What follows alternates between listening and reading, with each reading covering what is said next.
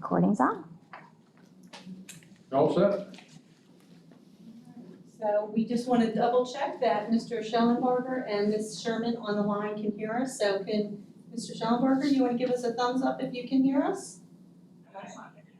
Okay, great, and we can hear you. And Ms. Sherman, so we'll ask you to go ahead and mute when you're not speaking, Mr. Schellenberger. And Sia, are you with us? Can you hear us and can we hear you? I hope you can hear me, because I can hear you. Great, we can hear you perfectly. Thank you for joining us. Okay, Mr. Steve Shimp, you want to go ahead and get us started, please? I'm Steve Shemp. I think most of you know me. I'm chairman of the ISSOC, and I'd like to call the meeting to order and have a roll call first, if we could. Okay. Okay, Mr. Fred Atkins has an excused absence this evening. Ms. Greta Campbell? Present. Mr. Fred Elliott? Here. Mr. Kreis? Mr. Kreis? Mr. Mazurkowitz? Mr. Mazurkowitz? Mr. Parrish? Here.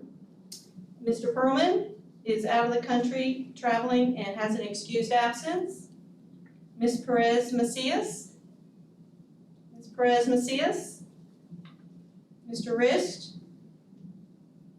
Mr. Rist? Mr. Severson? Mr. Severson? I'd like to introduce Mr. David Schellenberger, who will be joining our committee as a replacement member, and Mr. Shimp will be addressing that shortly. And Mr. Schellenberger is here. Hi, Dave. Kathleen. Mrs. Morgan sends her greetings, Mr. Schellenberger. Hi, Mark. I have a suggestion. Okay. With that number of people that have not been in touch but are not here, it's unlike them. Can we maybe get somebody out by the boardroom and round them up? Because I'll bet you we've got some wanderers. I'd be surprised if we don't. Okay. So we are working in a different location today, so we're going to double check the lobby and see if we have any members of the public or any other committee members.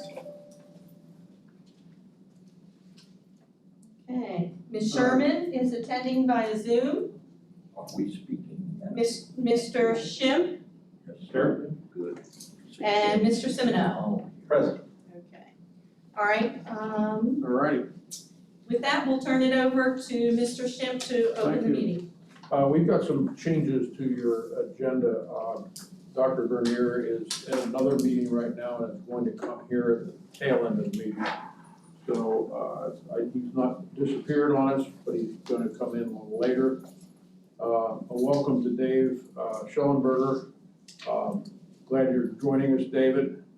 And I would call for a motion to approve the prior minutes. Move for approval. Harlan, thank you. Second. Chris, second. All in favor? Aye. They were sent out to committee on the 15th of this month, for the record. One other agenda change on your agenda, if you're keeping track, Mrs. Morgan's going to make her comments at the tail end. She's requested that she's after our presentation at the tail end. So when I skip her, it's not insulting her, it's on purpose. Public comment, I would call for any public comment. Are there members of the public present that would like to make comments? I will. Yes, sir. Where we going? If you would speak up your name and speak up clearly. Thank you. Lynn Navarre. Sir, could I ask you to come next to Mr. Shimp, please? The Sure. camera's here and that way we'll Can have you you hear on me? I'll camera. take my mask off. Joe says COVID's gone and Trump said it was just a cold, so whatever. That's politics for you, right, folks? I A little, I do have to point out that you have 3 minutes. yeah, I know. Okay, You're a thank you. good man. Lynn Navarre, head choral, former teacher, retired. I'd like to ask a few questions of the committee. Now, what powers do you have other than to sit and be an advisory board? What if you want to advise them on something that we don't like about where they're spending the money? How does that work? The other question is well, we got the City of Cape Coral and y'all are goofing around with that Oasis, the charter schools, and you don't wanna fund it, and they want you to fund it, but there is precedence, but their city attorney doesn't quite think so, and you know, folks, it's in the laws now, and you did not run that election very well. Plus you printed school board material and we lost by just a few votes. Now you have windfall profits. Well, you can spend it with everybody. Because of inflation, you voted in a tax that's regressive and we're paying with the inflation. I'd like to also ask, where is the job descriptions for this, et cetera, and the rules? Because Public Records is still looking for it with the Lee School District. You know, I'm glad to see we have a board member. I think they should come every meeting. That's wonderful. That I approve of. But I'd like some answers. Because Public Records isn't sending me anything. And you know, this is a lot of money. And if you're spending it on marquees, that's wrong. Although you have a lot of them now, you know what I'm talking about, the LEDs. Are we gonna be responsible ever? You tell me. So, do you rubber stamp everything? What do you do?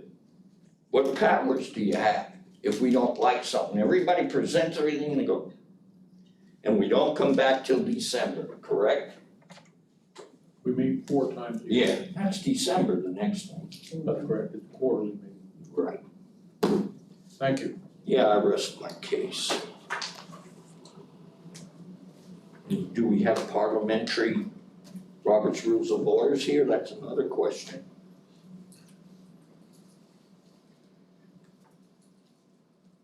A lot of money. Thank you. Welcome. Thank you for your politeness. I appreciate that. You're more than welcome. Yeah. Okay, I'd like to move on to the agenda. Are there any other members of the public present? Thank you. It falls to me at this point to do some ISSOC committee updates, and we have 2 people attending tonight, David and Sia, remotely. During COVID, because of COVID, we did have remote attendance via Zoom, but we have not, as a committee, adopted that formally as an option. And I would like to have an option to allow that, if we could, somebody could make that motion and we could open that up for discussion. Is there a motion to allow that? I motion to allow that. All right. Second. Is there any discussion of that? I'd like to make one comment with regard to it. I think it's really great when somebody attends by Zoom when they can't be here, but there's something always valuable in body language and expression. So I would urge our members, when you can be here physically. You're also good looking, we want to see you every time, but you know, the bottom line is that Zoom is effective, but not totally effective. So with that comment, I'd like to call for a vote on the motion. All in favor, please say aye. Aye. Thank you. And Mr. Schellenberger also said aye, and Ms. Sherman? Aye. Thank you. We are going to have another item to discuss. We have 5 of our committee members that are going to be coming up for renewal toward the end of the year. Susan will be following up with each of you in short order. Of the 5, we'd like you to continue, and she'll bring you the process to reapply if you do wish to reapply. We're always interested in having really great community members, so I would encourage the people who have served to continue, but if not, give us as much notice as you can that you might be leaving. We do have one of our members that will be leaving us, and it's General Dozier. And I think that General Dozier has had such a long history in our community of service. I just want to mention a thank you to him publicly. I've served on various boards with him over a number of years, and he's first class, so no doubt about it. Joe Mazurkowitz was going to be here, and hopefully we'll find him. I'd like to leave that item on the agenda open at this point. Joe, as you may recall, at our last meeting, questioned a bit of the methodology that was used by the district in terms of its growth statistics, and volunteered to meet with that department and ask more questions. He has done that. I've been told he's satisfied that they're doing the best they possibly can with the tools they have to work with, and they've got proper tools. But he had volunteered to address that publicly at the meeting, and hopefully he'll figure to do that. I'd hate to speak for him. If not, we might ask him at the December meeting to address that if we don't find him. At our last meeting also, it was taken note that we have had, for all of our meetings, the security projects update has been quite abbreviated. And it's been explained that that's a pretty sensitive topic.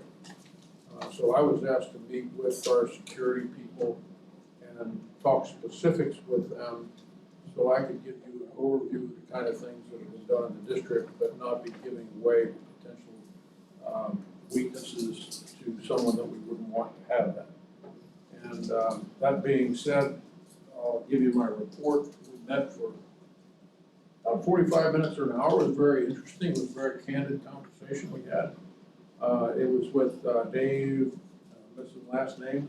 Newland? Newland, who is police chief in Cape Coral, now works for the district, and he's in charge of the implementation of our safety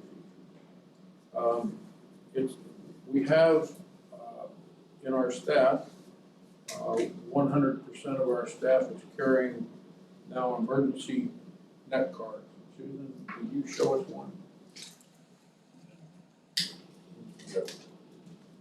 That little gadget has a button on it, and if that staff member presses buttons, and there are various ways to call different kinds of emergencies in using the buttons.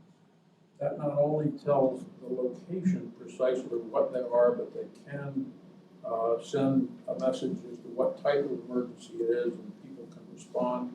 There are both district personnel who train on emergency responses to those button pushes, and our personnel are trained regularly on the use of their cards.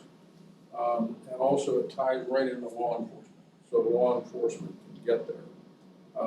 That's a relatively new thing. The cost of that system was about $2.5 million.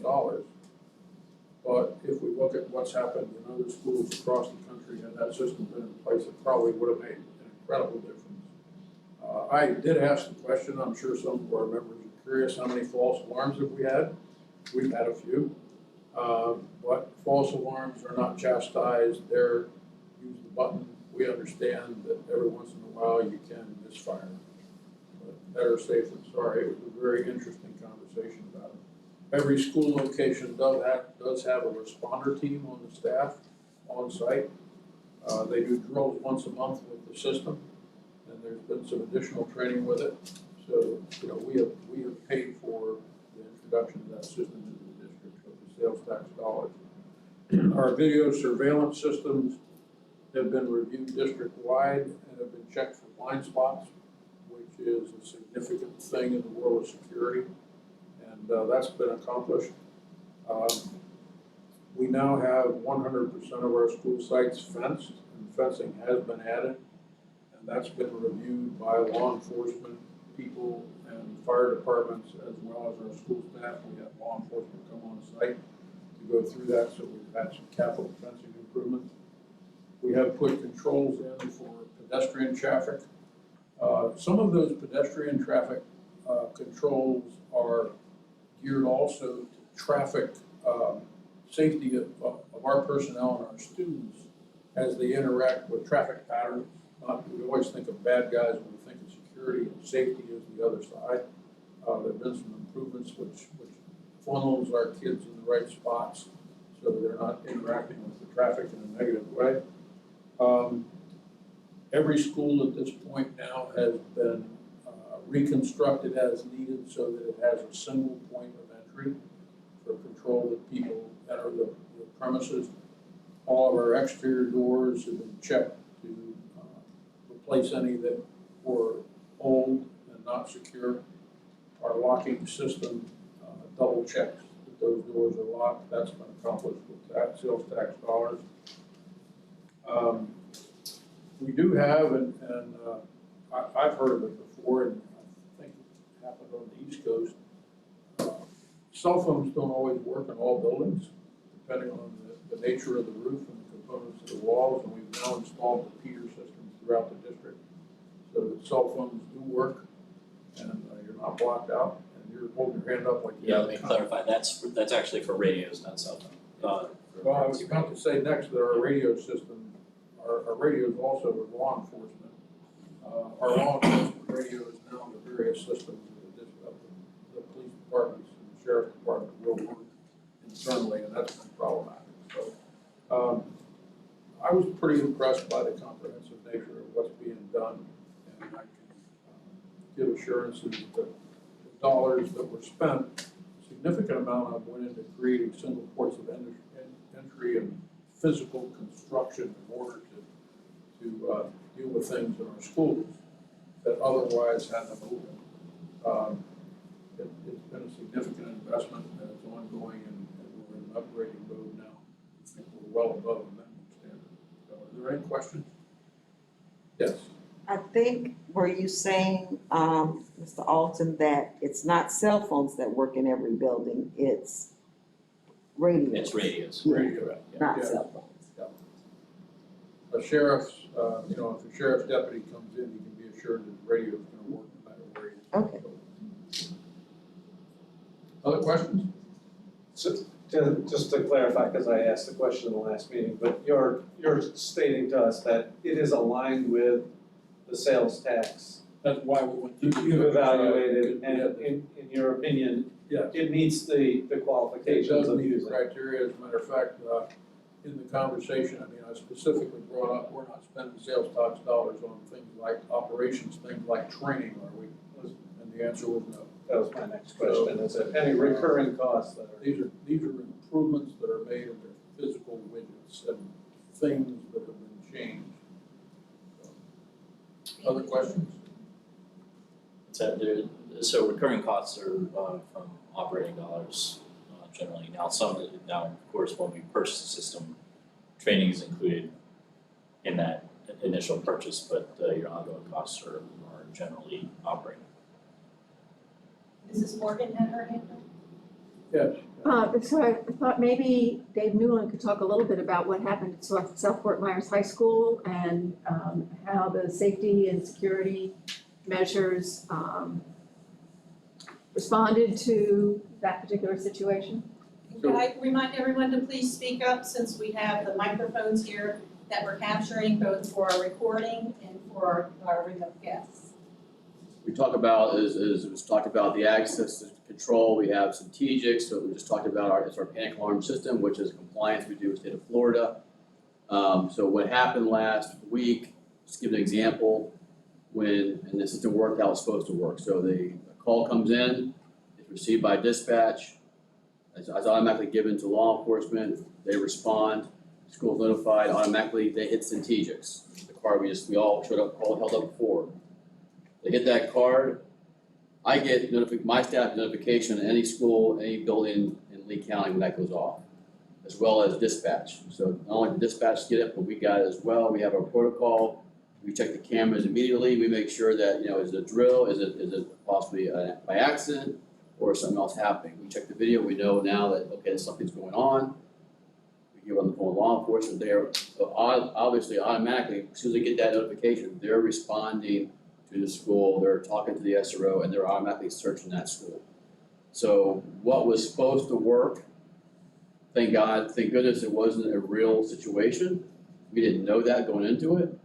But the end result was everybody did what they were supposed to do. Everything worked how we wanted it to work. The training followed through and it was a positive way that the staff, The students were locked down what they were supposed to.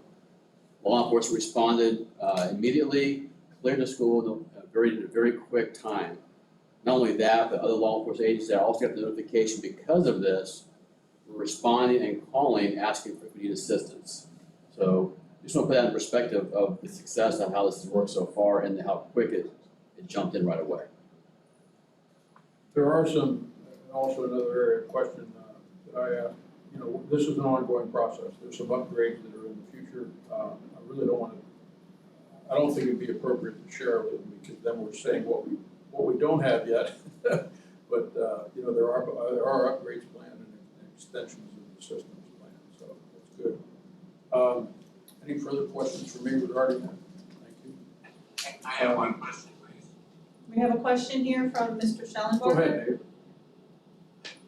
I understand this issue is called coverage very clearly. It's experienced in a lot of places, but the 5G technology coming in is supposed to be a more penetrating signal and higher performing service and looking backward at cell service. And has there been any consideration about exploring the availability of 5G?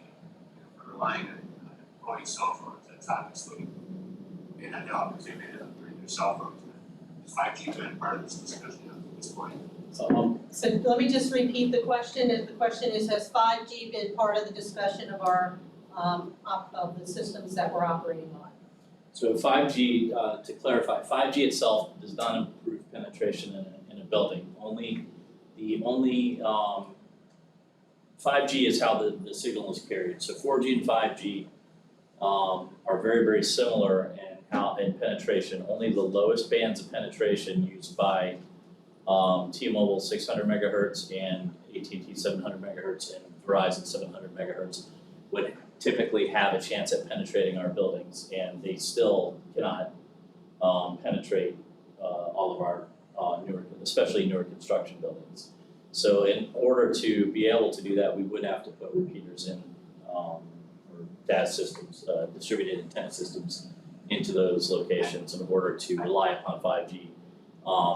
Law enforcement has access to 700 megahertz 5G as their emergency data communications platform, but even they go back to relying on radio communication instead of data communication for those types of situations. So it's been, we do monitor that technology, but it's not going to provide a significant improvement in inside building coverage for a lot of our schools. Thank you, Mr. New Guy, trying to catch up. Thank you. Any other questions?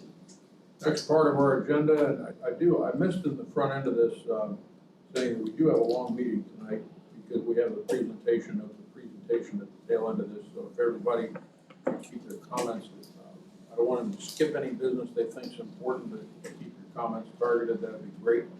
And with that, Frederick Ross, would you take over? Yeah, if you come up front, Frederick, I think that's worth doing.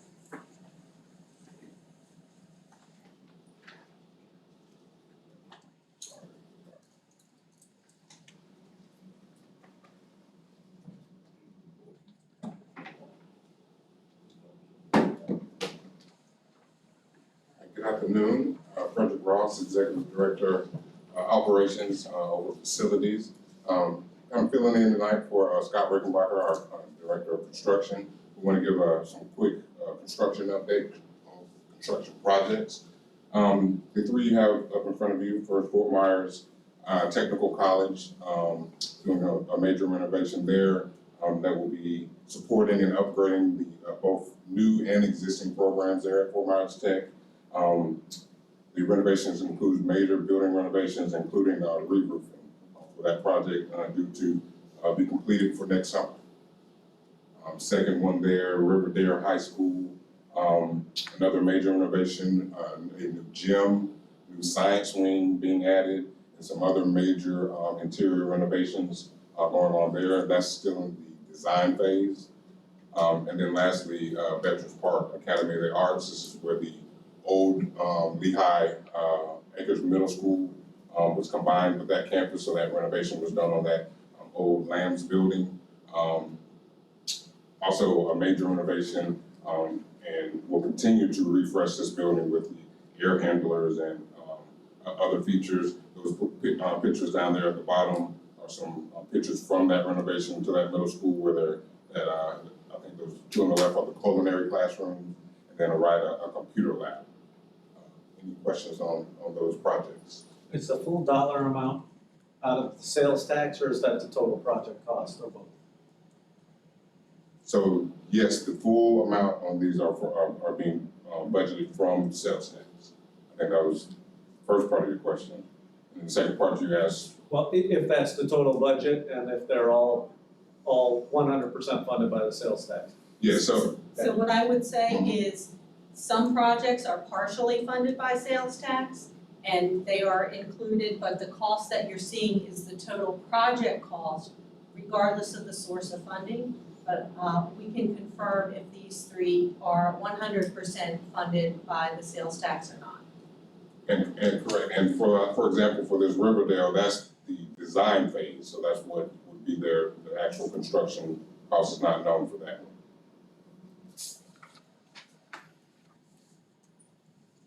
Any other Next slide.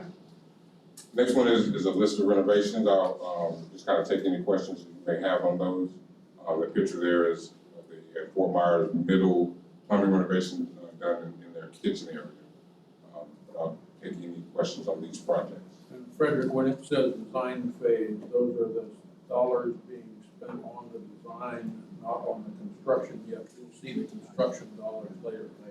I was thinking that a gymnasium and a major remodeling project at Riverdale High School for $3 million. It'd be a great deal. It'd be a great deal. Any questions on those?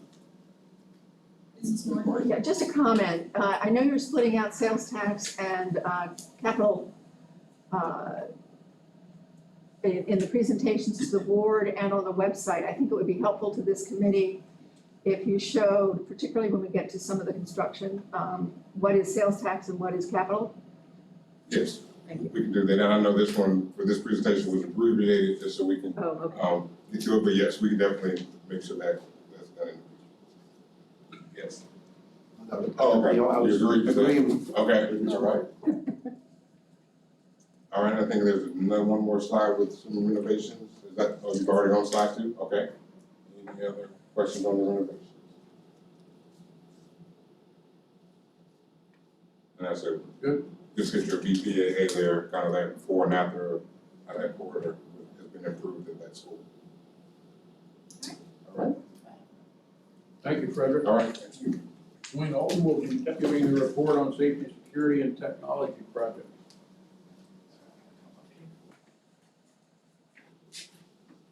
I am paying attention, I have the presentation on my phone. What would we expect from a tech guy? I can pitch it Zoom and then, yeah, it's great for my vision. Okay, so this quarter, we completed 7 security technology upgrades, and that could be, those are typically around access control and those types of technologies.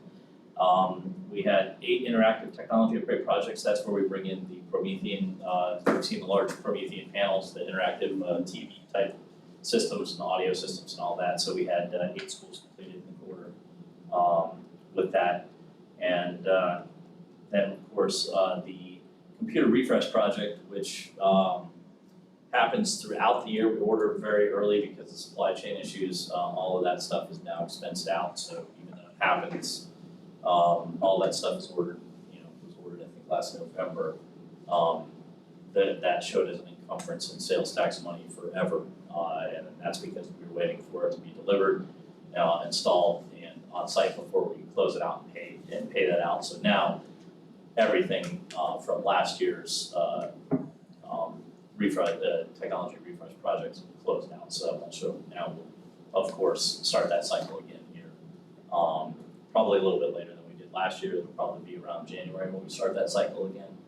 Because of supply chain issues, but the computers are not as bad. But so expect to see that as one of those things that stands out there as an encumbrance for several months and doesn't show up as an expense yet. Question? Same question. So with this, how much of this came from the sales tax and how much of it came from regular? Everything I'm reporting here came from sales tax. So would we not be doing a computer refresh program if there was no sales tax? We probably would not have been able to afford the one-to-one at elementary. We probably would have stayed with the shared computing model, but yes, we always have a refresh program. How rich that would be based upon how much revenue we have. But the expansion that you've seen in, I guess unfortunately, or fortunately, however you look at it, COVID and sales tax revenue coincided, so that was a benefit to those students that we otherwise would not have had the one-to-one implementation in elementary. So if you have, a 2 or 3 year lifespan on that equipment? 3-year on the student devices, yes. So as you head into year 8 of the sales tax, and we face the cliff, we're gonna, in year 11, you're in trouble with 1/3 of all of your computer refresh. Or I'm expecting all my colleagues here to not submit project. Thinking of marketing, I'm thinking of marketing, but when you, Yeah. when you look at that, you're gonna have a massive gap in your technology program without a sales tax. That will be in refresh on the implementations that we have done with it. So yes, we are hoping that the community will continue to support us with the sales tax. Or prepare for their kids not to have computers. Well, it would either have to step back or something else would have to step back. True. Any other questions? You know, the chairman just did things nobody's supposed to do. All right, I have a question, the Promethean system, you do that school by school and do the whole school at one time? Correct. And the training on that system is done with operations dollars, you bring it in? Well, actually, the training, so included in that implementation is The first run. an on-site person for 5 years. Okay. That works with the school. So they get the initial training when the implementation is completed, but then they also get it reinforced. And that person continues to provide that service. And then, of course, if we go into a refresh cycle again, then we would look at. Gotcha, okay, thank you. Maintenance projects, Barbara Sedano.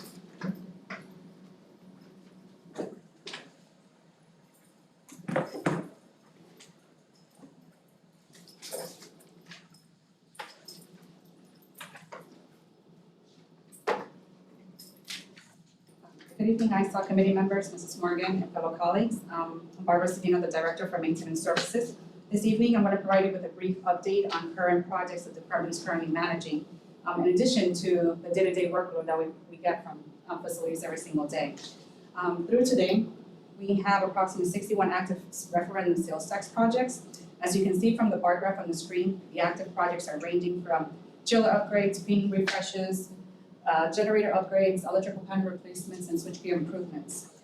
There are other projects that we're also doing, but that will also be taking place this year. However, we haven't recorded in the graph as we're still obtaining proposals for those projects, those upgrades to those facilities. As in previous years, each project that has been selected has been because of a combination of factors, whether it's age, current conditions, replacement value versus repair costs, and or account of some systems like with intercoms, because of the changing technology, sometimes those systems are no longer supported or parts actually harder to get. So we're forced to do those upgrades at that time. Slide 11. On this slide, there are 2 improvement projects that we have recently completed. As you can see from the images at Calusa Elementary School, this was actually a paving refresh. On the left-hand side, you can see it's very hard to distinguish where the traffic lanes should be at. With this refresh, we have clearly defined where the traffic pattern should be, and this will help the facility with their parent pickups and drop-off periods during the daytime periods. On the bottom photographs, the images are representative of the switchgear upgrades made at Mariner Middle School. The switchgears, this is actually a secondary switchgear at this campus that was brought into this building because of the 2 additional buildings that were constructed last. So this switchgear actually experienced some corrosion to the wiring and to the actual switchgear itself. So therefore, to avoid any power interruptions to the facility, we had to go ahead and do that replacement. Slide 12, please. As for one of our ongoing projects tonight, highlighting the flooring project at North Fort Myers Academy of the Arts. The existing floors there were before a combination of VCT, a vinyl composition tile, and carpeting. Both were aged, and in some cases, we had some water damages that was lifting up some of the VCT tile. So with this flooring project, it's actually one of our large scale projects, as this is a K-8 school.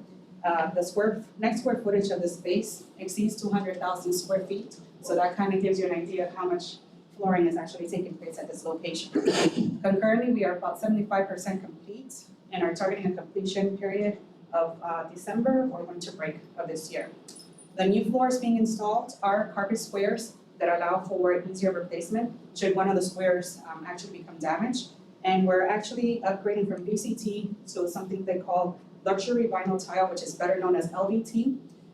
This new LVT product is currently the new standard that we're currently installing.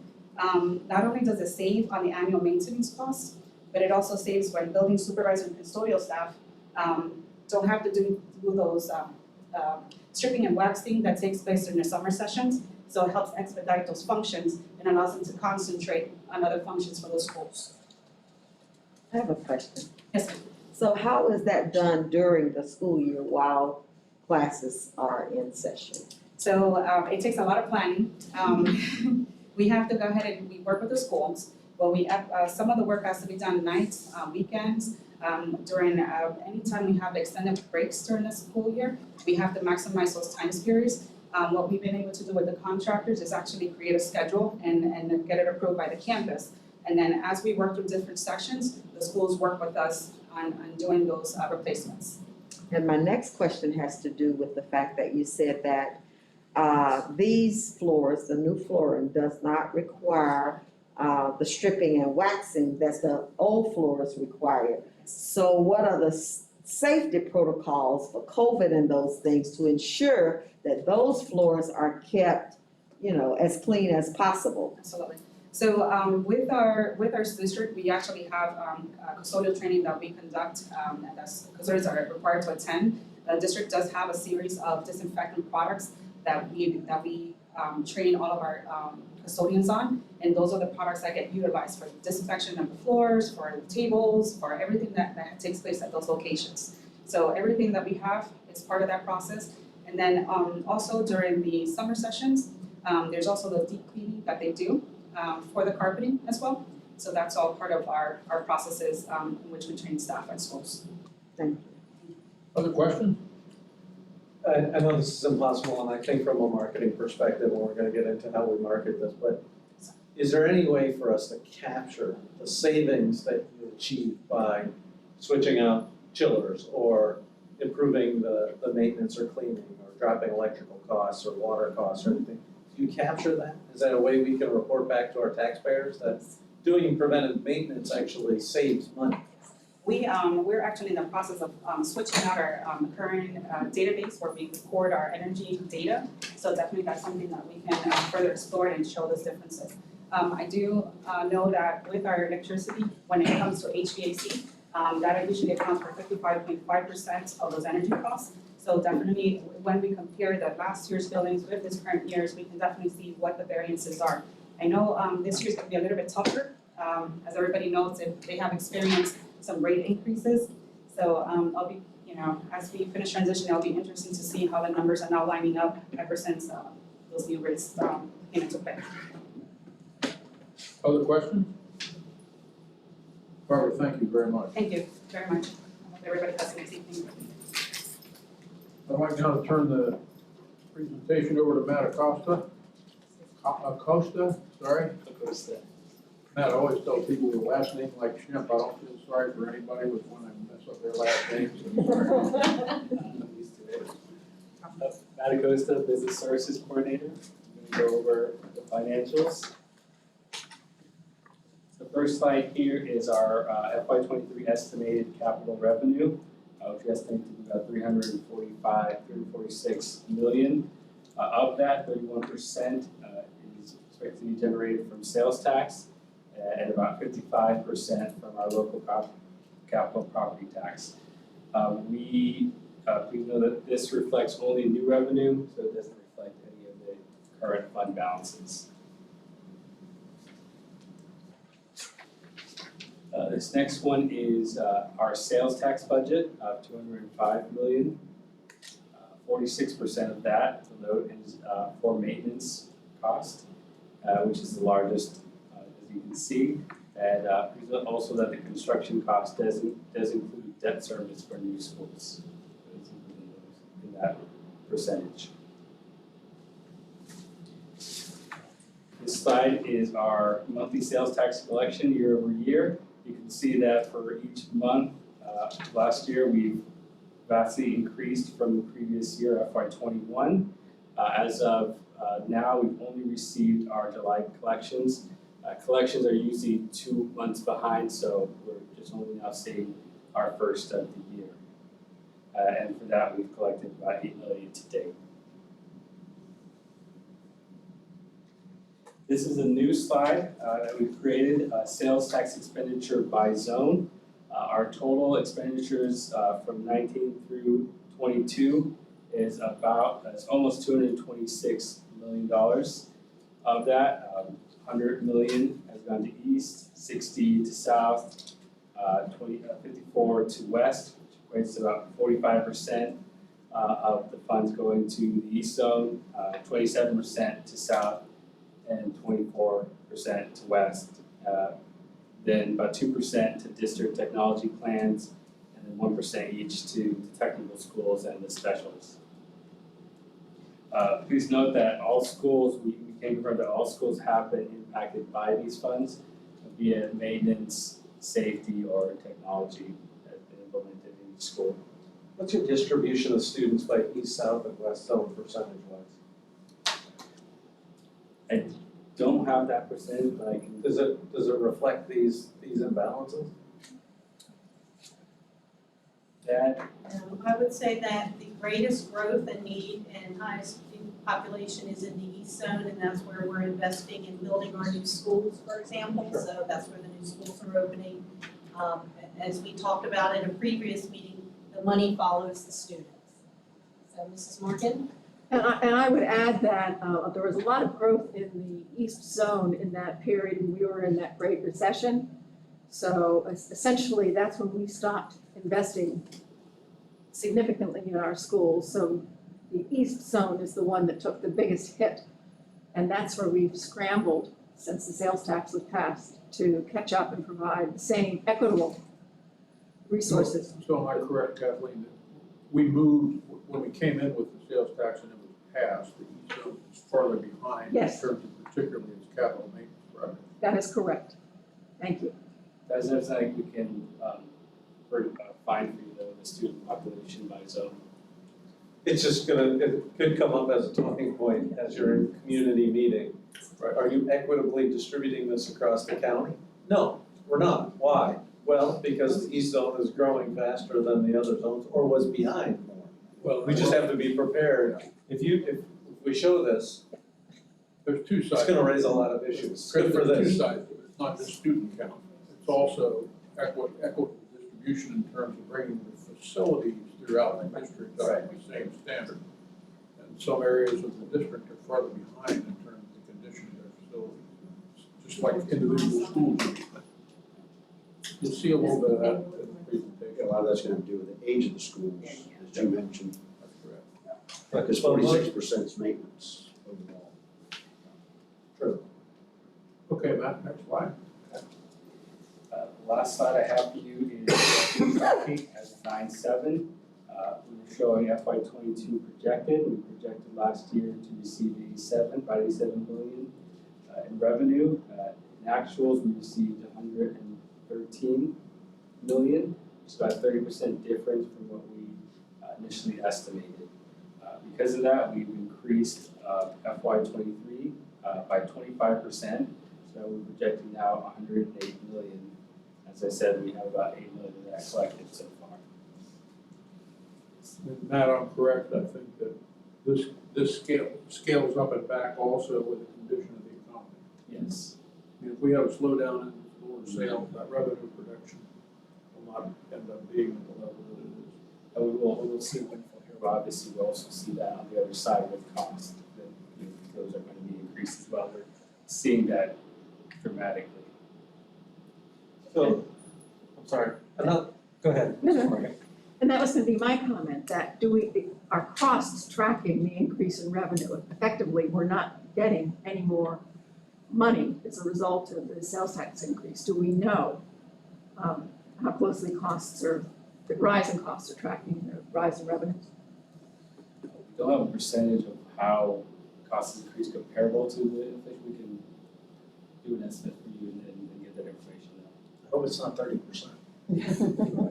This is, I mean, Could I just I'm capture sure. that question, since we're gonna have a follow-up on it? I wanna make sure I understand it clearly. So I guess what I'm trying to say is that, yes, the sales taxes, the revenue is going up, and people are going to say, well, how are you going to spend the revenue that you didn't budget for? Because after all, you budgeted for a certain amount, now you're making more than that, and maybe you ought to give it back to the taxpayers. But the reality is that at the same time, the costs, particularly of our new buildings, has gone up significantly. The projections that were in place for building costs when we passed the referendum are about 30% beneath the current cost. So that's what I'm trying to ask. And my guess, if Scott was here, he could probably I tell know you Scott that, was here. you know, there's definitely some materials that have probably been 30% Yeah. markup from Yeah. year over year. Prices in the construction industry in significant areas have outpaced the rate of inflation. this is 1 year, Oftentimes. 1 year over year. Since 2019. No, but he's saying here is that the actual is 30% higher than projected. Cost didn't go up 30%. But Revenues they did. they turned down also. So a lesson here to me and our community, perhaps to our members, that the threat of a tax is often, the response is that will depress our economy, right? You're taking more money out of people's pockets and it will depress our economy. What we've seen over the last 3 years is that's actually the opposite. It's more aligned with the economy than it is with the tax. Right. So when we go back to them, it's like, no, when we put in a half-penny sales tax, the economy in Southwest Florida did not fall through the floor, which is what people were projecting. Oh, raise taxes, transactions will slow. I don't think that anybody in the media has been able to find a tourist that canceled their trip because 6.5. they had paying more sales tax. Particularly when they go to other locations, they're paying a lot more for Throughout the 6.5. Anything else in the financial area of the report? Thank you, Matt. Thank you. With that, I kind of, are there any other questions in any other areas of the report before we get into the motions to approve? You guys have, sometimes questions come up after the speaker disappeared, we don't want to let them off the hook that easily. The one thing that the committee is only charged with making sure that the sales tax dollars are spent appropriately. So just to understand of those projects, what is the sales tax? I mean, they're good projects, and so whether it's 10 or 50, it doesn't matter. It would be appropriate, but that's the only thing we don't know. Any other questions? I'd entertain a motion related to the financials. Move for approval. Or a second? Second. Who was the second, please? Any discussion? All in favor? Aye. Aye. For those on Zoom or eyes, would you check? Aye. Sia and Dave? Aye. And as related to the specific projects presented, if they would fall within the parameters, have a motion. Motion. Second. Okay, thank you. Any discussion? Any concerns on any part Can I of get that? the motion in second, Harlan? and- Fred. Gotcha. Thank you. All in favor? Aye. Aye. And, Dave and Sia? David Sia, the projects? Aye. Thank you.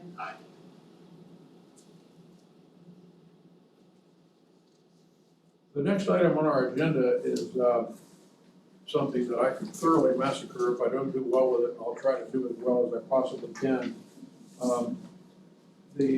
As you may all recall, we, some months ago, set up a subcommittee of this committee to pull together a presentation that we could take to the community that group has met 3 times.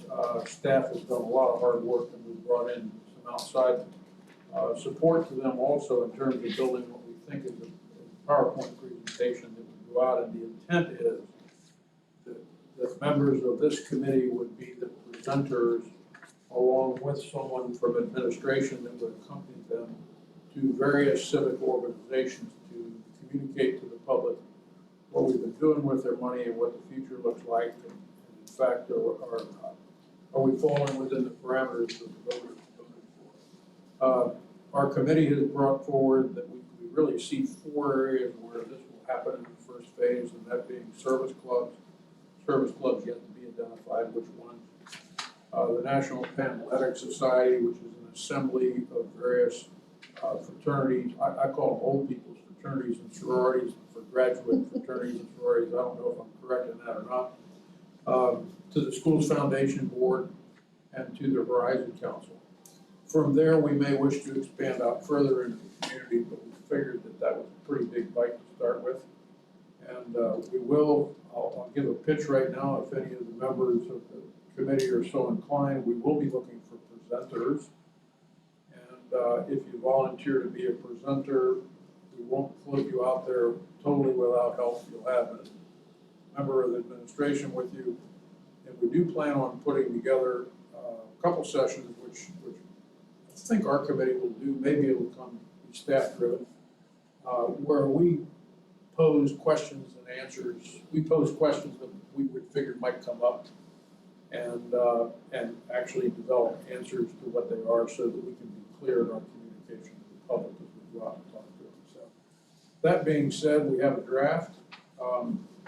Assuming that you all approve the draft this evening with whatever modifications you all want to make to it, the next step is that we would take it probably in written form as opposed to presentation to the board to make them aware of what's going on, and then work with the administration on the implementation phases and come back to you. So is that all clear as can be? And with that, I'll go ahead and start. And if you have questions, I urge you to write them down, and then when we get to the tail end, ask them of me, and I'll try to give you feedback from whatever it was from our committee. So, and I'm going to do this as if I'm a presenter, and I'll stumble because I've only been through this a couple of times, so bear with me.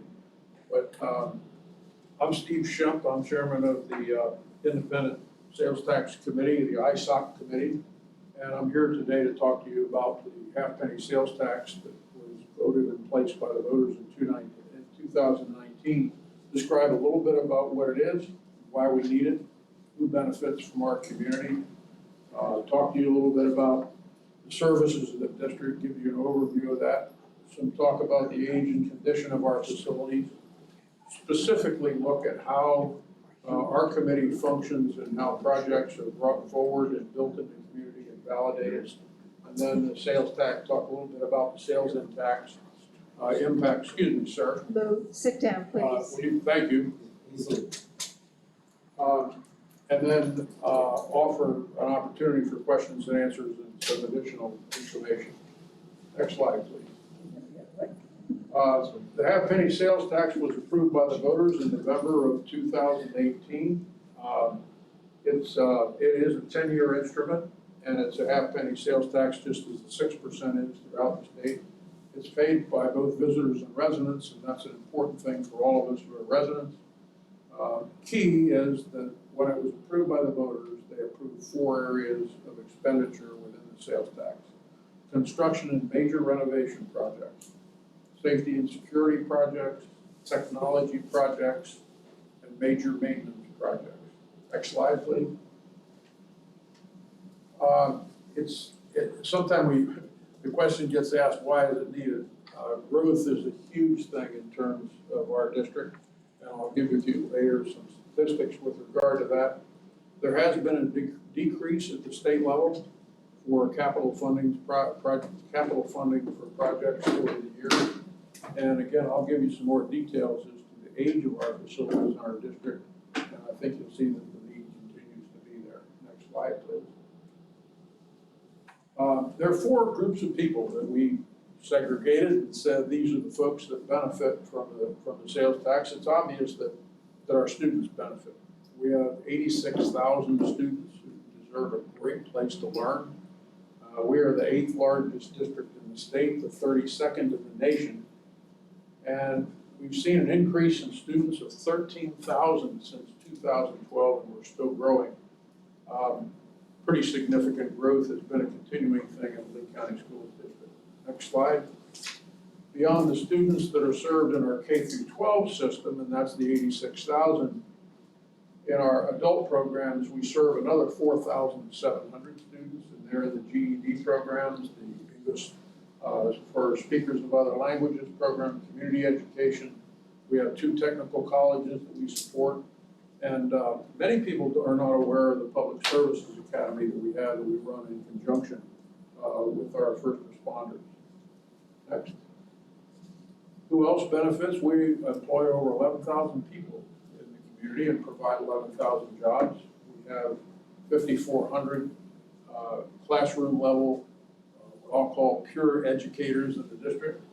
They work with 400 administrators, and we have another 4,500 non-instructional support people, anywhere from the maintenance crews to the custodians to food service and obviously to the transportation department. So we are a major employer. Next slide. Another area that benefits and we don't think of too often, and I'm a perfect example, I have 2 children who have gone through the Lee County School District, and they each have 2 children. So that Kathy and I have right now 4 kids in the Lee County School District. And clearly we benefit from the Lee County School District. If you extend that in the families that benefit and take it up into the generations, and the fact that my kids are getting a great education, got their great education, and the grandkids are getting their education, 1 in 3 residents of Lee County is directly impacted by through education and employment in the district. We offer our services on 92 different campuses, K through 12 campuses. We have 6 technical colleges and vocational training locations, and we have 10 support facilities. All over in the district, we have 13 million square feet of facilities. So when we talk about a capital budget and keeping those facilities up to date, capital dollars are a significant part of our education system. In terms of age and condition of the facilities, I won't read you all the numbers, but it's interesting that 62, and I'll take you back to that 92 K through 12 schools number, 62 of our schools are over 40 years old.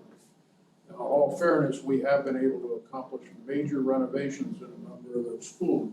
We picture a school over 40 years old, we think it looks like it might be falling down. We've done a decent job of keeping our older schools active, but we do have to recognize that we have a considerable number of older facilities, and they do require a lot of upkeep and replacement of major component systems.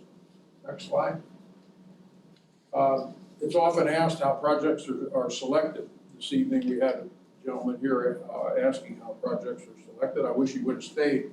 There's a capital planning committee that does identify the needs within the district.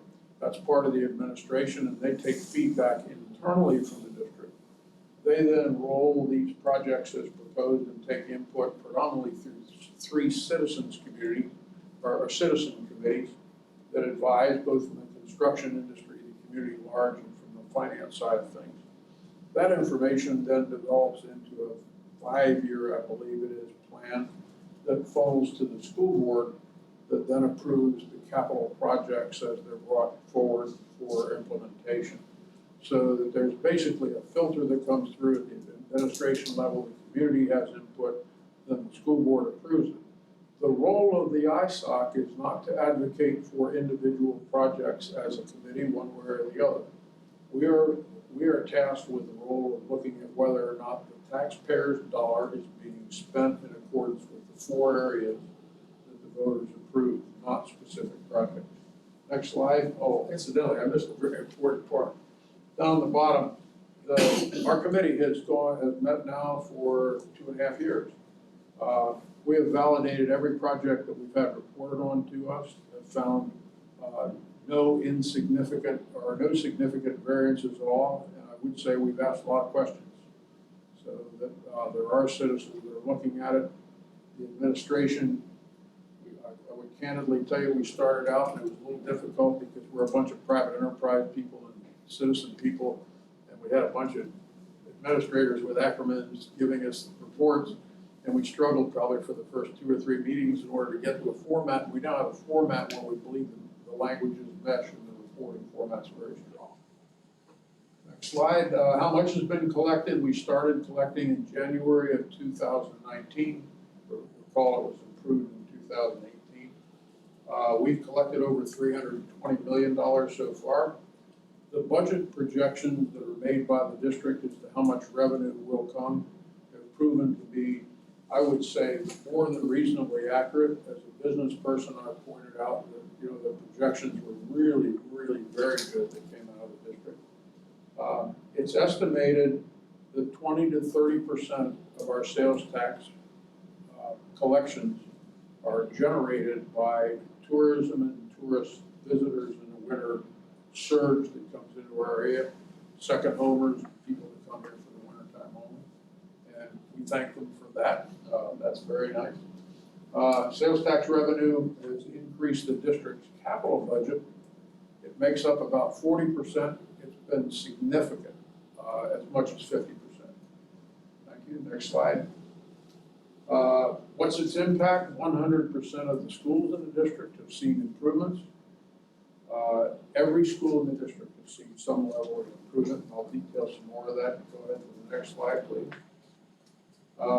New schools, Gateway High School, Lehigh Middle School, or Lehigh Acres Middle School, both new schools in 2021. We completed a significant renovation of Lehigh Senior High School in 2020. We have added an additional almost 3,800 student stations in the district with sales tax dollars. Next slide. In terms of its impact on projects that are in process, and some of them are in active construction, others of them are in design. A new elementary school, a remodel of the Veterans Park Academy for the Arts will be opening in 2023, as well as the elementary. Franklin Park Elementary, long-needed project, will open in 2024. That's in the design phase now. Next slide, please. Cypress Lake Middle is scheduled for a major renovation, and an innovation school that will be built by 2025. That will be a brand new project. We anticipate more than 10,000 new student stations by 25 to be impacted with sales tax dollars. Next slide, please. In terms of security, I can't give you entirely all the detail, but I will give you an outline of some of the things we've done in school security and safety. It's a big deal these days. We have increased, and in a significant way, the technical integration between the law enforcement agencies in Lee County. The communications and the ability to communicate from school site to the agencies is significant and open. I've been briefed privately on that. I can tell you personally that it is pretty incredible what we've done. We've put in place access control systems. All schools now have a single point of entry, and that was a significant amount of capital dollars it took to accomplish that. Every school is perimeter fenced. We have an extensive surveillance camera system, and I've looked at eliminating blind spots. We've done additional school hardening, and again, I won't share with you the specifics, but some of them are pretty impressive. And I mentioned the single point of entry. In terms of technology improvements, during COVID, we were able to purchase 22,000 Chromebooks for I think they went to K-8 students predominantly during COVID. And we have 73 Chromebooks that have been purchased in the refresh program. Of course, if you give a student a Chromebook and you ask them to carry it around, the life of a Chromebook, we think we're really doing well to get 3 years out of it. We've had significant numbers of schools that have received completely redos of their interactive screen programs, and their audio systems are upgraded for technology and learning. In terms of capital maintenance, I won't go through each of them, but as you go down through this list, you can see that there are significant capital improvements have been made. Things wear out in schools, and they do have to be replaced. And that's not only from student wear. We've had a number of major electrical improvements, switchgear and big electrical components where we were almost to the point where the systems were sold, that we were robbing a part out of this one over here that we had a spare of in order to move it over there. And we've been able to make significant improvements that the public doesn't see, but they do improve our schools considerably. Next slide, please. In terms of what the future looks like, we had 23,700 students from 2010 through 2022, 12 years.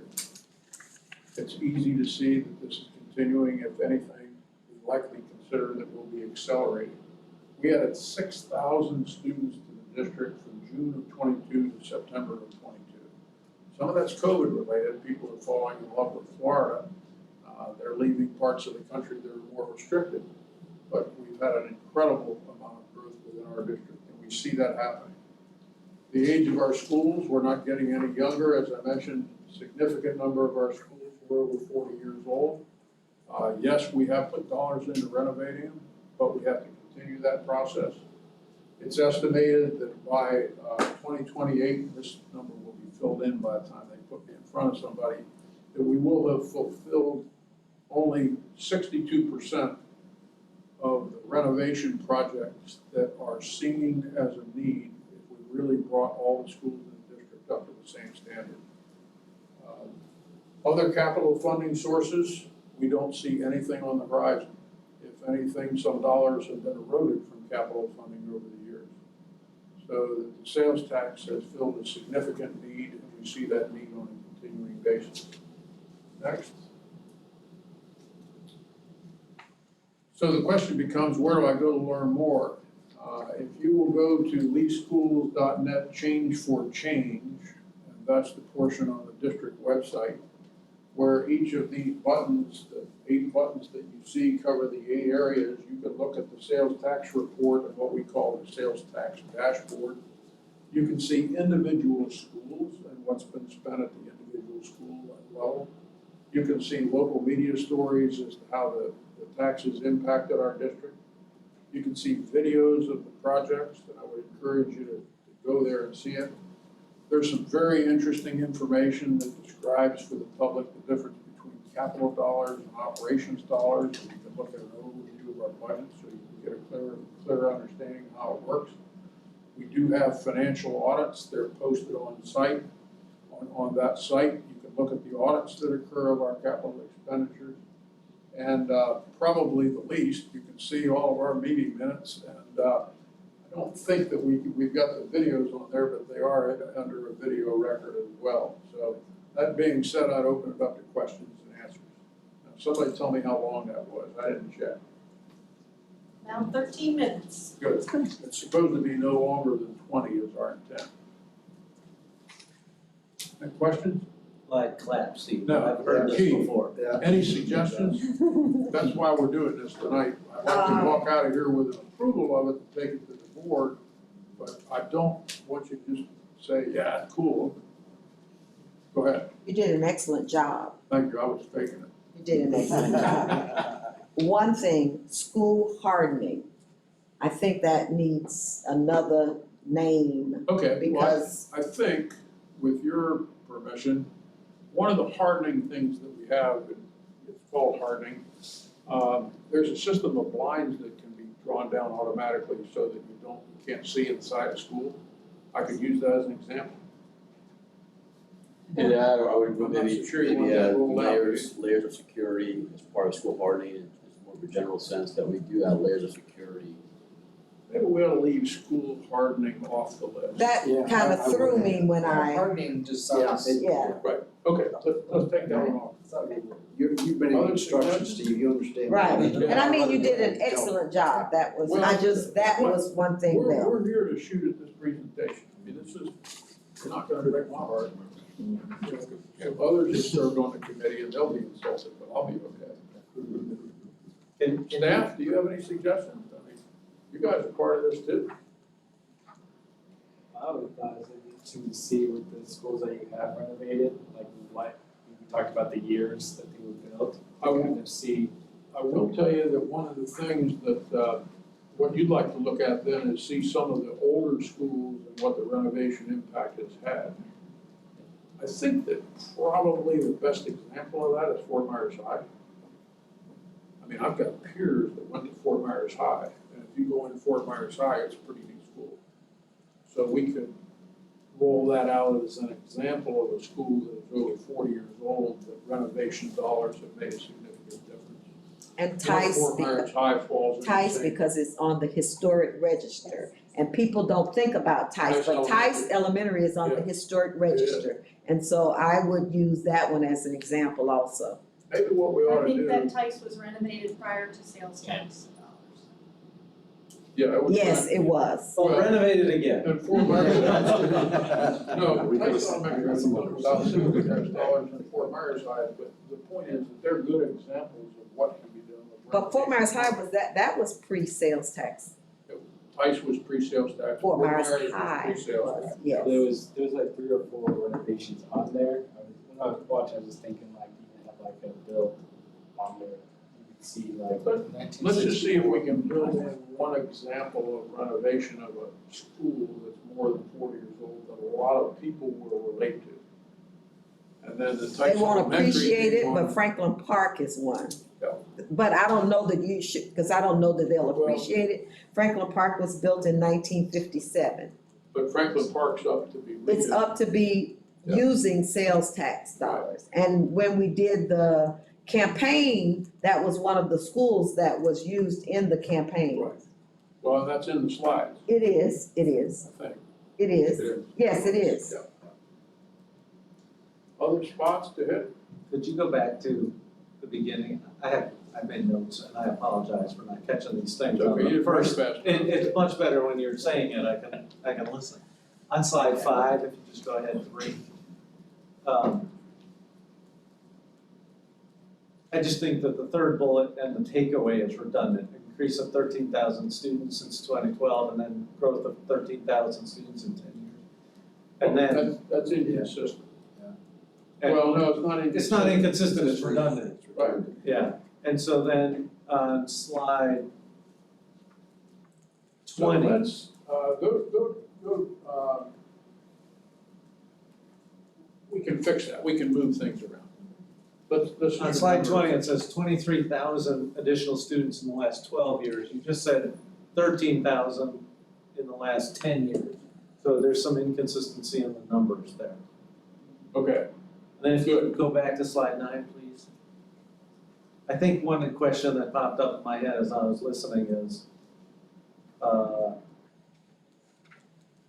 I wrote the wrong slide down. How much of the sales tax is going to those support facilities, right? One issue might be, or you're putting money into things that are not student-centric. And to be Okay. able to say, it's going into the schools and the students are benefiting is better than we improved our that should. bus depot. That should. We know we need to, but someone might say, Susan, that ought to go on the questions and answers list. Could you repeat that, please? How much are we spending sales tax dollars To on, renovate the support facilities predominantly or education Well, facilities? there was a that's slide. received by the voter? Now, support facilities is part of it, but that's a good question that we ought to have an answer for. I think the overwhelming majority are going into schools, which is a great talking point. There's no doubt about That it, was but actually in the that slide. taxpayer. So actually, Matt's slide that he presented Oh, in that- our that first slide. presentation had the east, south, and west, and then it had the. Small amount. You say, 2% goes to this, that Well, I think- 98%. I think that's a Q&A thing, and frankly, when we train folks from our group to go out and present, I think we need to have some questions that, okay, you don't have any questions, so you ask the question and then tell them the answer to get it started, and that may be a good one to start with. So, other points? On slide 11, is there a way to just sort of, yes, the school board I'm just missing the ISSOC as sort of the next level down, which is not to approve them, it's to just validate. Right. That, and it is at the bottom, I don't, So we had two different graphics for this. We used to have 3 boxes across, and ISSOC was coming into the school board as well. So, I'm almost thinking it's below the school board, right? Because the school board approves them, and then all we do is, let's Basically, face it, oversight. we're after the fact. right, it's not that we're deciding, we're just validating that the school board is spending them in the right. I'm the one that changed the slide from what Susan described to this, because I think it's important that the taxpayer recommend, and, we saw it tonight, that the taxpayer recognize that we in fact are not the place to come to advocate for projects, individual projects. so is there a recommendation on how we might want to improve this slide? Let's just take a look at how we do this. I'm gonna be a fan of maybe animating this slide a little more on some of the down bottom. We may be able to step that up with the same words, graphically. Right. On slide 13. Again, redundant between the bullet 100% of district schools and then the takeaway is 100% of district. Right. So there's an opportunity to That say was my something, miss. something different.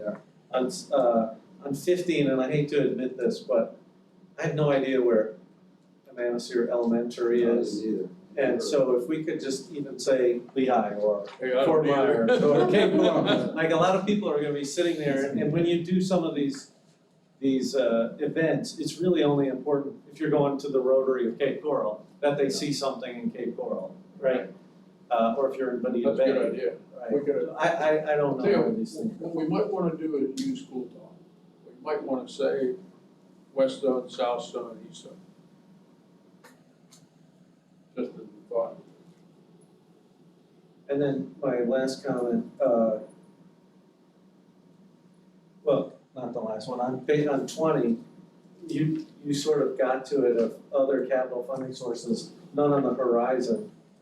Also, the rising cost of debt is gonna hurt us, right? It'd be harder for us to go to the markets and borrow money to pay for this, so. Yeah, what you're saying is that with the increases in interest rates that we're experiencing currently. We don't wanna go. That's true, but most of those things cycle.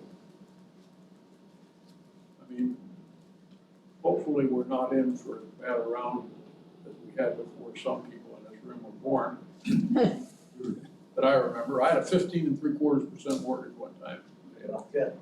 And, so, it does go up. Right, but just as, and then on the last takeaway, I always like to give people an action.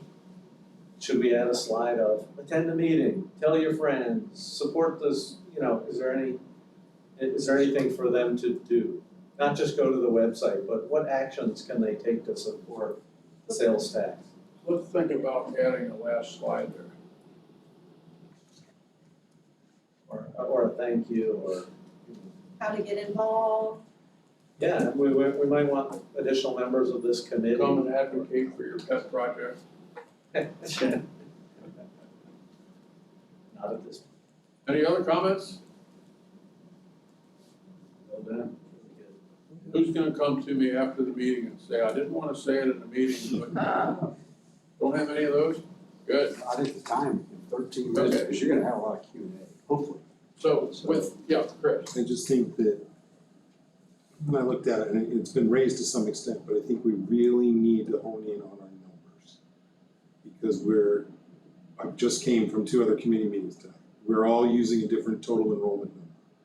We need to get very consistent very quickly, because some people are reporting enrollment with charters, some people are reporting enrollment without charters, some people are reporting enrollment with ESE centers.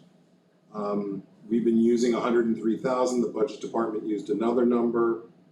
And if you add up some of the growth, it doesn't seem to add up to the numbers that we're using. So that's a Susan and my thing, along with some people in student enrollment to really pull it down.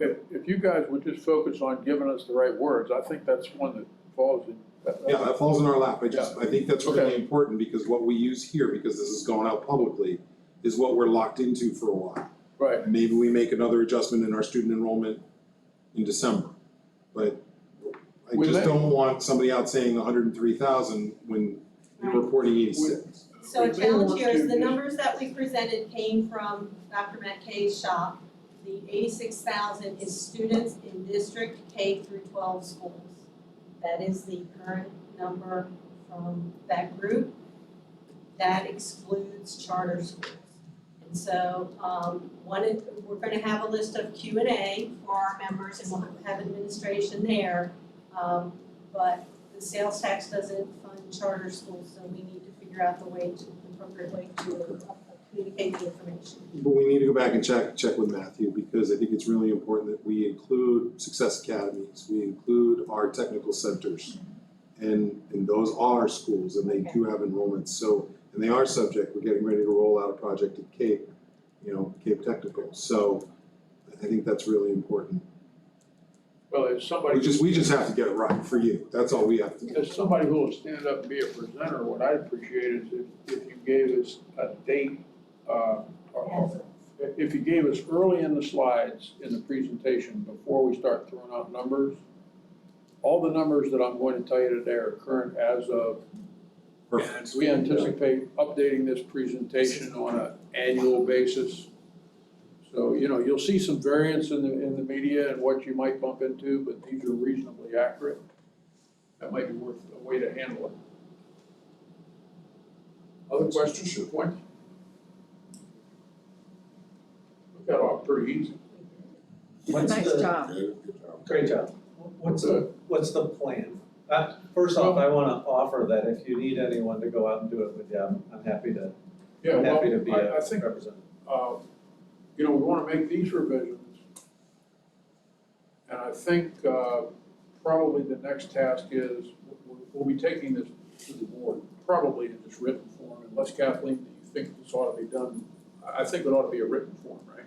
I think it ought to be a written form, and then perhaps staff can do, maybe in a briefing, any Q&A on it, something like that. I don't think we need to go through the whole presentation. What do you think? We can take it in written form and take it to the board. Look, you'll have members of your ISSOC that are Right. presenters. They'll always be with the person from the administration. These are the slides and these are the groups that we plan on Yep. going to. We'd like you to approve this. Yep. Okay, Good. all right. I plan on being at that meeting. I can't remember, it's in October sometime. October I 4th. know it, I know that it works with my dear. Is the board meeting or the work session? The presentation of sales tax information. Is it the board meeting on the 18th? Yes, it's a presentation.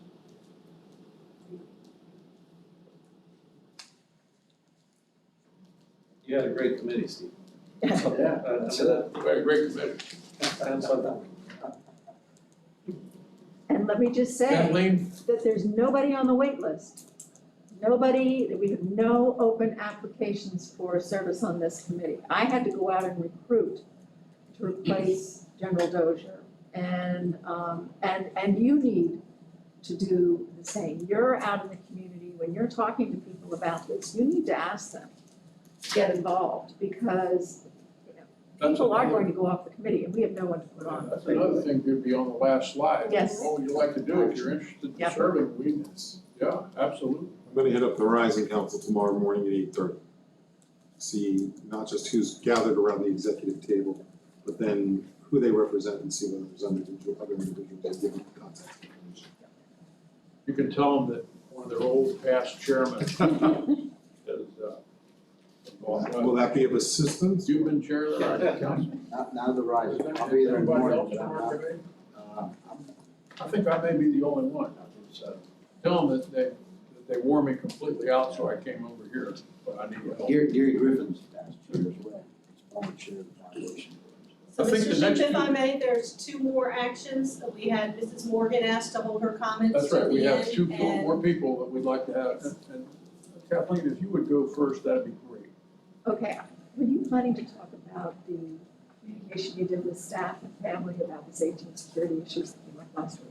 No, listen, so. All right, so as my board member comments, I want to make two comments. First of all, I want to let those of you who are unaware that as a result of the two very serious incidents that made the news in the last week, the superintendent has gone out with a video, he has gone out with a letter, principals have communicated with students and families.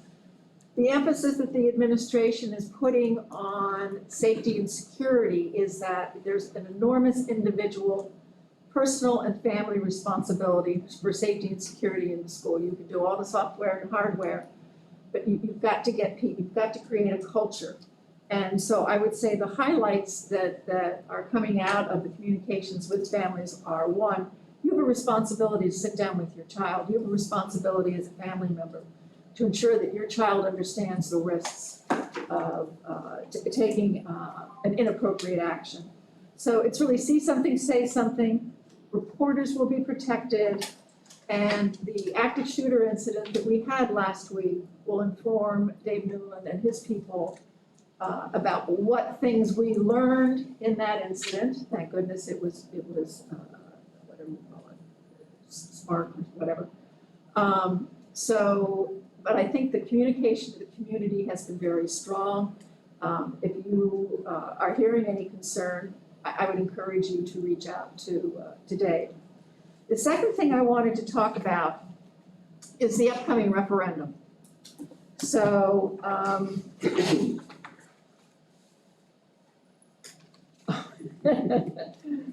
just gonna keep my head down. yeah, you will. So the Florida Constitution says that superintendents in the state of Florida will be elected. That's it, they're elected. Now, there is a provision that you may, on a local level, that is the district level, you may have a voter referendum that enables you to have an appointed superintendent. So in 1974, the Lee County voters approved a referendum that said we are moving from an elected model to an appointed model. That was 48 years ago. In the current session, two things happen. One impacts what I say to you, and the other is the referendum. Florida statute 106.113 tells me that I may not advocate on this referendum as a board member speaking to an advisory committee of the board, but I may educate. And that's what I'm here to do, educate, not advocate. So, I don't want to do slides because I've learned the slides don't work that well. There are two states in the US that have elected superintendents, Alabama and Florida. Alabama is at the bottom of public school rankings in the nation. I can't imagine that we are looking to emulate or continue along a path. Enough said, okay. I gotta be careful. The school district of Lee County has 67, Florida school districts are 67, of which 29 are appointed, 38 are elected. Out of the top 10 districts, only one is elected, and that's Pasco County. It has approximately 83,000 students. You heard we're up to 103. 27 of the 29 appointed school districts have a B or better grade. 27 of 29 have a B or better grade. Those are the appointed. 15 of the 38 with elected partisan superintendents earned a C grade in the last school year.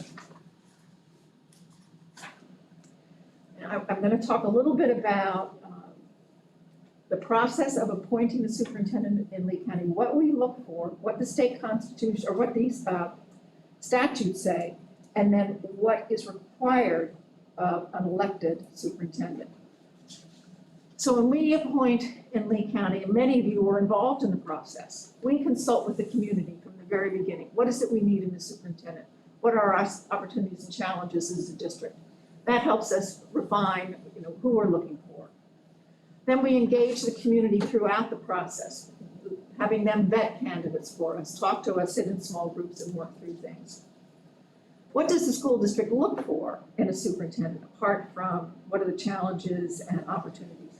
To provide leadership in administrative, instructional, supportive staff towards planning, developing, and maintaining the best possible educational programs. Minimum qualifications when we look for a superintendent, master's degree or higher, 3 years of highly effective public school classroom teaching, 7 years of progressively responsible public school administrative experience, knowledge and skill set, administration, supervision, curriculum, business affairs, personnel management, and program evaluation, oral and written communication skills. Last three superintendents, well, no, not last three. Current superintendent, Dr. Bernier, 30 years in public education. Ken Savage, the interim, 20 years. Greg Atkins, 30 years in public education. This is what the statute says that elected and appointed superintendents do. This is their job responsibility. Preside at an organizational meeting for the school board. Call special meetings. A perfect example of that is COVID. Have an academic program and curriculum. Manage school district personnel. Advise and counsel the school board on education matters. Advise and counsel the school board on education matters, because the presumption is that the school board is not an education experienced necessarily board. It is a business and education board. They adopt policy and procedures for the management of all district school personnel. They direct personnel. They manage the finances of the district. They prepare and present to the board the final budget. The statutory qualifications for an elected superintendent in the state of Florida are two. You must not be convicted of a felony, and you must not have been adjudicated mentally incompetent. Those are the two qualifications.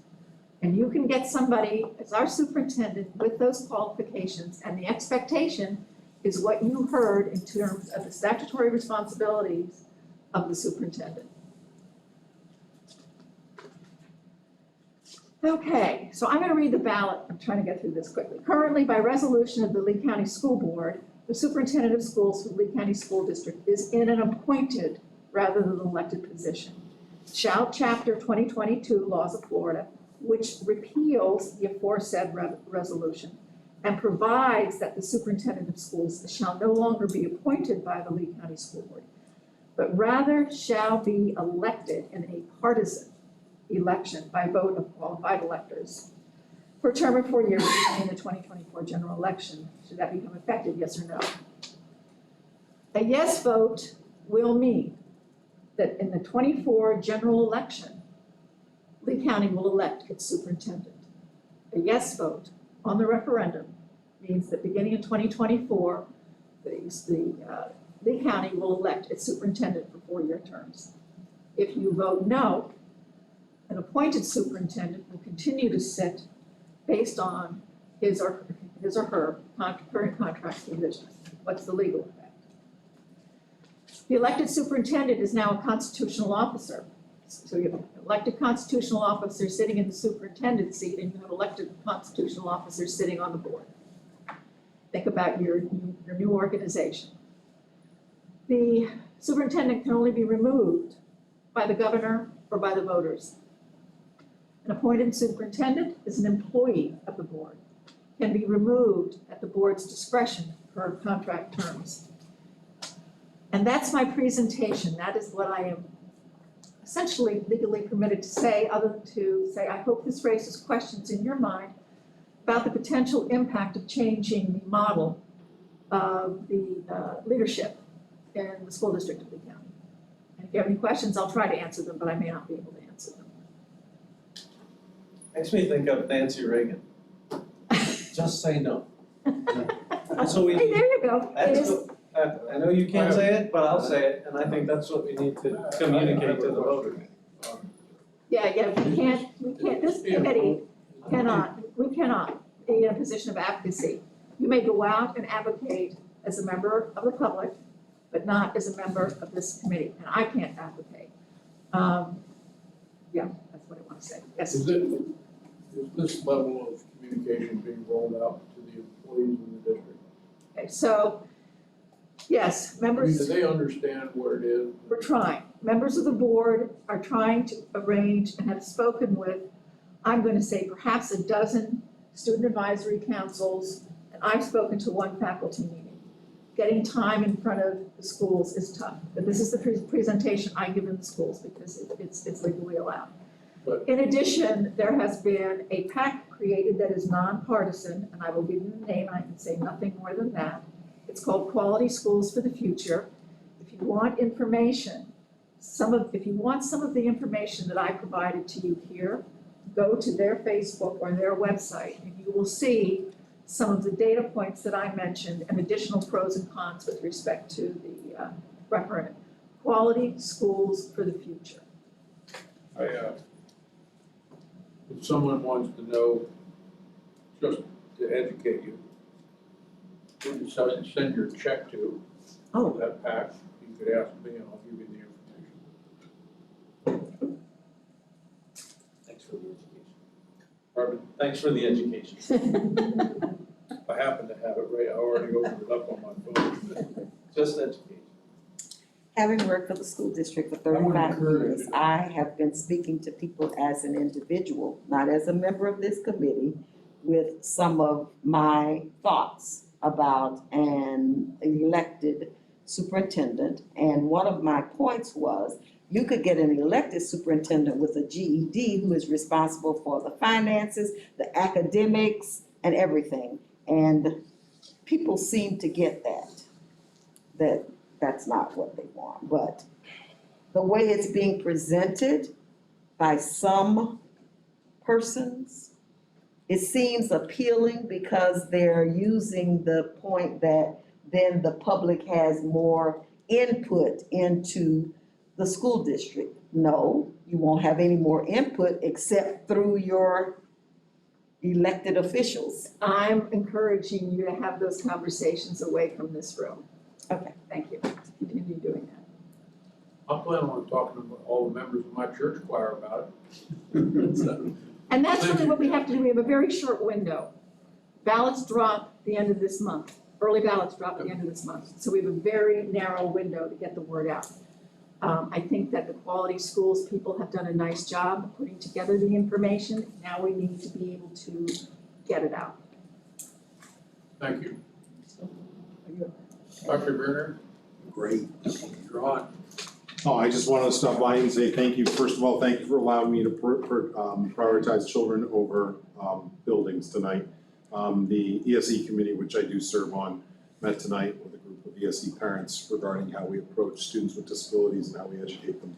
So that's where I was first. So I really appreciate that opportunity. I shared that with Susan and what I was doing, so hopefully that was relayed to all of you. I'm very excited to see the work going on here. Kathleen has asked me to get more involved in trying to help find some additional members, that can be vetted and then transferred over to you. We really want to continue to see this committee continue to be viable. And I will tell you, I can't thank you enough for your help and support.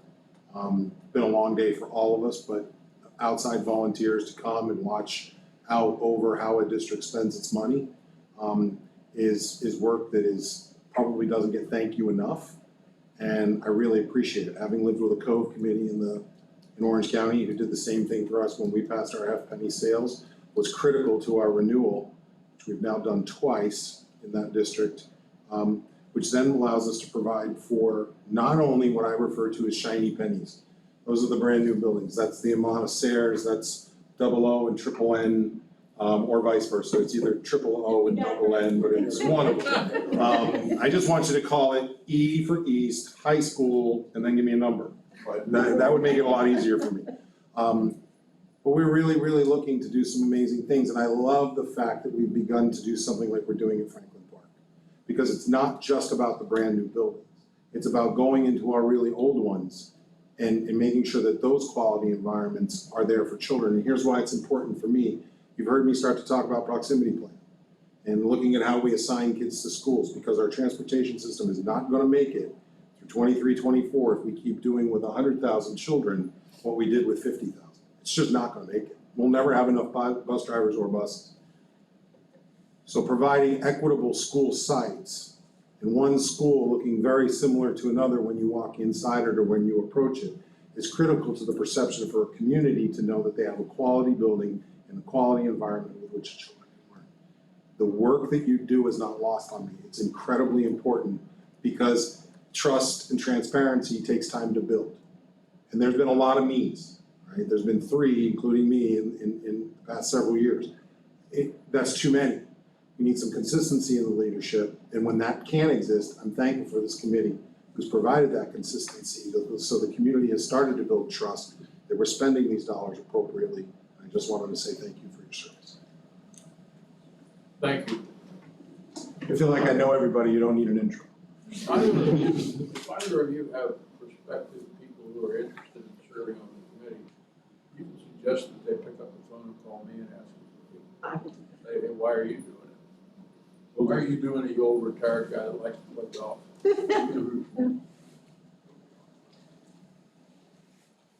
Anyone else have anything else? I'll open it for open discussion. If not, I will entertain a motion. Move to adjourn. Thank you, Chris. And who seconded? Oh, you have 2 seconds. Oh. Did you all motion? Lost out again. Like you do it at the foundation meeting. That's right. All in favor, leave. Okay, and we have the, that recording?